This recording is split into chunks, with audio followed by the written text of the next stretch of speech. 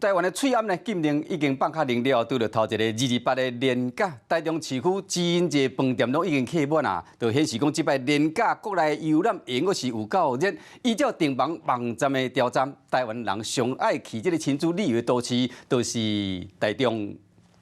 公务人员无用扁担帮腔，准备迎接224天连假。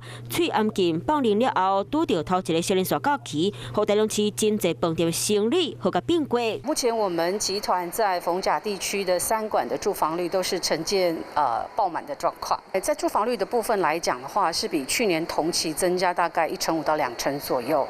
好，那在营业额的部分来讲的话，则是全面提升，大概将近3到4成。伫咧台中逢甲附近的饭店86间客房，228连假前3天全部客满。饭店的业者讲，订房率比去年同期增加1.5%到2成。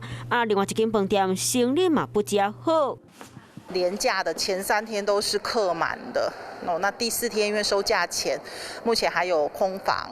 5星级的酒店228间客房，同款前3天拢客满，第4天嘛有7成满。台中的旅社下这年抢市，业者统计台湾人上爱亲子旅游的城市前5名，第1名是台中，摕了冠军；第2名是台北，第3名是宜兰，接落来是台南和高雄。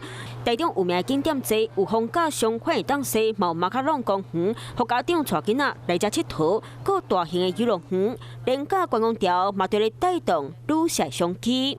有事没事赶紧转开华视，还没有订阅华视的 YouTube 频道吗？赶紧按赞、订阅、开启小铃铛，我们华视 YouTube 见。